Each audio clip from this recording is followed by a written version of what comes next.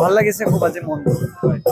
মই কমলপুৰ ৰাইজৰ যি আশা কৰিছে আমাৰ ওপৰত, মুখ্যমন্ত্ৰী ডক্টৰ হিমন্ত বিশ্ব শৰ্মা ডাঙৰীয়াই যি আশা কৰিছে, সেই আশা যাতে আমি ৰাখিব পাৰোঁ। দিলীপ শইকীয়া সভাপতি ডাঙৰীয়াৰ আমাৰ ওপৰত আশা দ্বিতীয়বাৰ প্ৰাৰ্থিত্ব দিছে।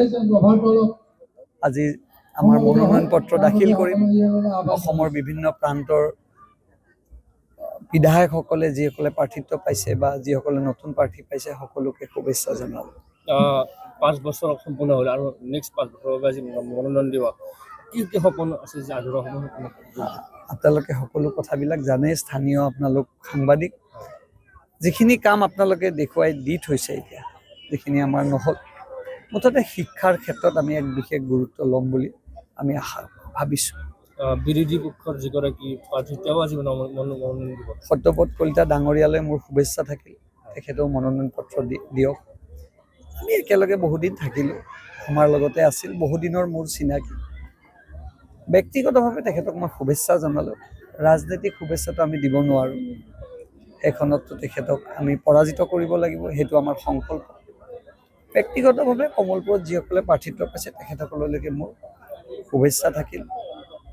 অধিকাৰ সমষ্টি ৰাইজক এইটোৱে কৈছোঁ যে আপোনালোকৰ লগত মই আছোঁ, মুখ্যমন্ত্ৰী আপোনালোকৰ লগত আছে, ৰাজ্যিক সভাপতি আমাৰ লগত আপোনালোকৰ লগত আছে, সমগ্ৰ আমাৰ পৰিয়াল আপোনালোকৰ লগত আছে। আমি আপোনালোকৰ লগত সুখে দুখে থকাৰ সংকল্প। কেম্পেইন কমিটিৰ চেয়াৰমেন হয়, তেখেতে যোৱাবাৰো সংগী দিছিল, এইবাৰো যাদৱ দাক আমি দায়িত্ব দিছোঁ। আমি একেলগে কাম কৰিম। ভাল লাগিছে খুব আজি মনটো। মই কমলপুৰ ৰাইজৰ যি আশা কৰিছে আমাৰ ওপৰত, মুখ্যমন্ত্ৰী ডক্টৰ হিমন্ত বিশ্ব শৰ্মা ডাঙৰীয়াই যি আশা কৰিছে, সেই আশা যাতে আমি ৰাখিব পাৰোঁ। দিলীপ শইকীয়া সভাপতি ডাঙৰীয়াৰ আমাৰ ওপৰত আশা দ্বিতীয়বাৰ প্ৰাৰ্থিত্ব দিছে। আজি আমাৰ মনোনয়ন পত্ৰ দাখিল কৰিম।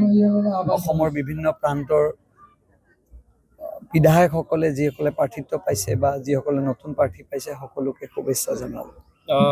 5 বছৰ সম্পূৰ্ণ হ'ল আৰু নেক্সট 5 বছৰৰ বাবে মনোনয়ন দিব, কি কি সপোন আছে যে আধৰুৱা সপোন? আপোনালোকে সকলো কথাবিলাক জানে, স্থানীয় আপোনালোক সাংবাদিক। যিখিনি কাম আপোনালোকে দেখুৱাই দি থৈছে, এতিয়া যিখিনি আমাৰ নহ'ল, মুঠতে শিক্ষাৰ ক্ষেত্ৰত আমি এক বিশেষ গুৰুত্ব ল'ম বুলি আমি আশা ভাবিছোঁ।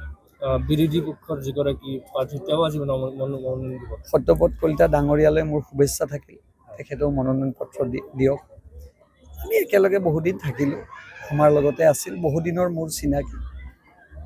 ব্যক্তিগতভাৱে তেখেতক মই শুভেচ্ছা জনালোঁ। ৰাজনৈতিক শুভেচ্ছাটো আমি দিব নোৱাৰোঁ, সেইখনততো তেখেতক আমি পৰাজিত কৰিব লাগিব, সেইটো আমাৰ সংকল্প। ব্যক্তিগতভাৱে কমলপুৰত যিসকলে প্ৰাৰ্থিত্ব পাইছে তেখেতসকললৈকে মোৰ শুভেচ্ছা থাকিল। অধিকাৰ সমষ্টি ৰাইজক এইটোৱে কৈছোঁ যে আপোনালোকৰ লগত মই আছোঁ, মুখ্যমন্ত্ৰী আপোনালোকৰ লগত আছে, ৰাজ্যিক সভাপতি আমাৰ লগত আপোনালোকৰ লগত আছে, সমগ্ৰ আমাৰ পৰিয়াল আপোনালোকৰ লগত আছে। আমি আপোনালোকৰ লগত সুখে দুখে থকাৰ সংকল্প। কেম্পেইন কমিটিৰ চেয়াৰমেন হয়, তেখেতে যোৱাবাৰো সংগী দিছিল, এইবাৰো যাদৱ দাক আমি দায়িত্ব দিছোঁ। আমি একেলগে কাম কৰিম।